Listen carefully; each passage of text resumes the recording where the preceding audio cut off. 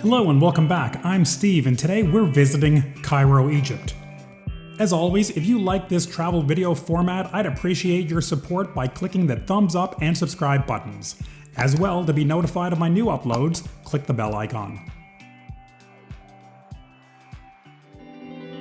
With a population of approximately 9.12 million, Cairo is the capital of Egypt. There are two sites that you must see during your visit. They are the Egyptian Museum and the Giza Necorpolis. Opened in 1902, the Museum of Egyptian Antiquities, more commonly known as the Egyptian Museum or the Museum of Cairo, is home to approximately 120,000 artifacts. Unfortunately, most have never been on public display as the building is small, with approximately 17,000 square meters or 188,000 square feet of exhibit space. In 2021, the museum will be superseded by the new Grand Egyptian Museum of Giza. When complete, it will feature 81,000 square meters or 870,000 square feet of exhibit space, allowing most of the 120,000 artifacts to be placed on public display. Located approximately 13 kilometers or 8 miles southwest of Cairo is the Giza Necorpolis. All structures of the complex were built during the 4th dynasty of the Old Kingdom of Ancient Egypt, approximately 4,600 years ago.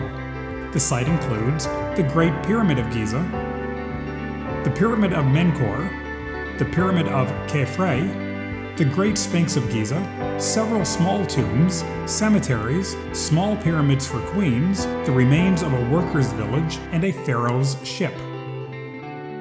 Before I discuss the complex, let's start with a quick review of pyramids and why the Egyptians built them. Typically, pyramids are buildings whose outer walls are formed from triangles.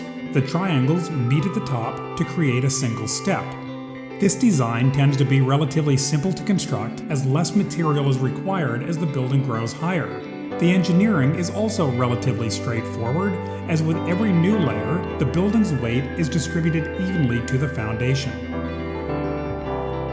Typically, people associate pyramids with Egypt and appearing as you see them here. However, pyramids exist across the world and can vary in shape. Check out my videos on Siem Reap, Cambodia or Tulum, Mexico to see others. There are several theories on why pyramids were built.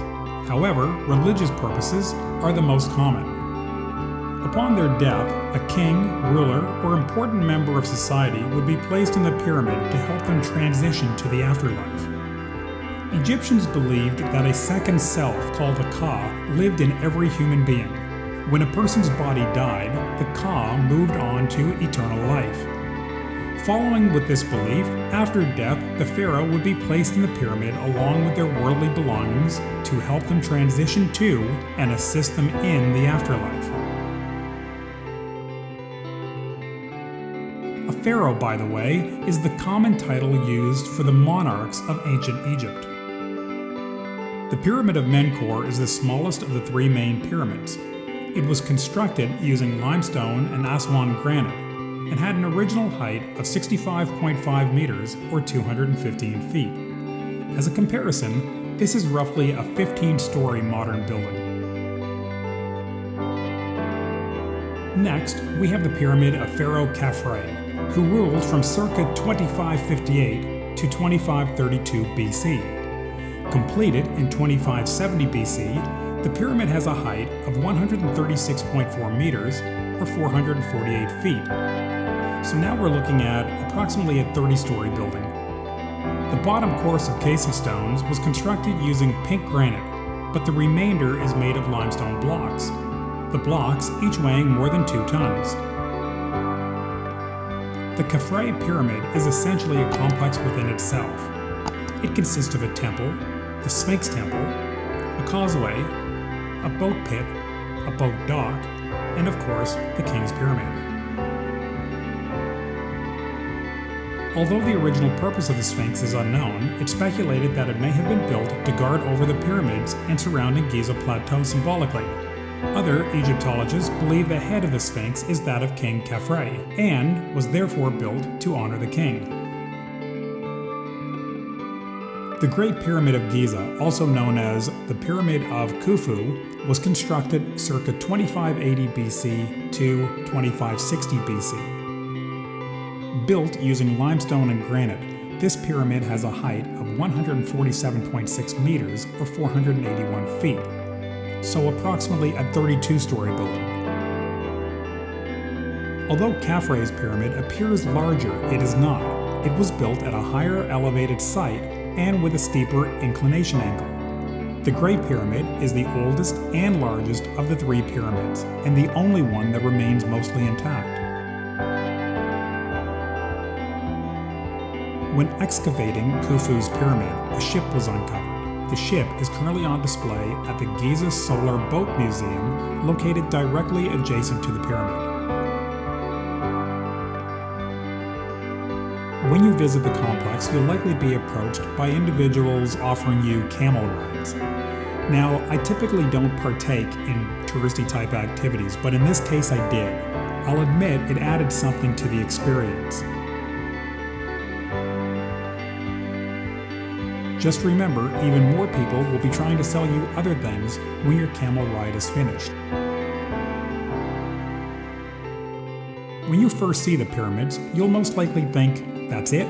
or "I was expecting them to be bigger." Although the pyramids are small by today's building standards, keep in mind what you're seeing was constructed more than 4,600 years ago. How could a civilization that lacked building cranes, heavy equipment, engineering studies, blueprints, soil studies, computers, etc., build such structures? With all of our knowledge, without modern tools, would this construction be possible today? Another thing to consider, if you think about you, your parents, and your grandparents, you're looking at approximately 125 years of history. We are, without question, a speck in the history of planet Earth. If you have time during your visit, you may also be interested in visiting the Khan el-Khalili, a famous bazaar and souk in the historic center of Cairo. It's home to many Egyptian artisans who produce traditional crafts. Also, a Nile River cruise. There are several cruise options during the day or evening, with entertainment and meals or without. My recommendation would be try for a departure time that will include sunset on the Nile. If you're venturing out without a guide, please be cautious. Traffic in Cairo is known to never stop for pedestrians. And speaking of guides, I happen to work with a few great ones. If you'd like my assistance planning your trip to Egypt, I'd be glad to help. Please visit my website at steveevanstravel.com to get started. As for washrooms, restrooms, toilets, water closets, etc., my advice is go when you have the opportunity, whether you have to or not. Cairo has a desert climate. Summer high temperatures average 35 degrees Celsius or 95 Fahrenheit. In winter months, you can expect daytime highs to average 21 degrees Celsius or 59 Fahrenheit. It's unusual for winter nighttime low temperatures to fall below 10 degrees Celsius or 50 degrees Fahrenheit. Rain in Cairo is very uncommon. The yearly average is just 29 millimeters or just over 1 inch of rainfall.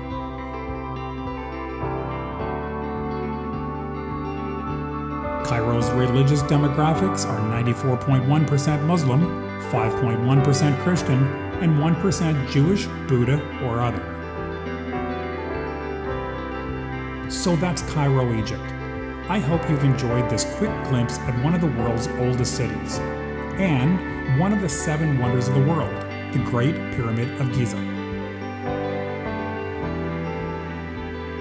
As always, if you like this travel video format, I'd appreciate your support by clicking the thumbs up and subscribe buttons. As well, to be notified of my new uploads, click the bell icon. Until next time, I'm Steve. Thanks for watching, and remember, ready, set, go.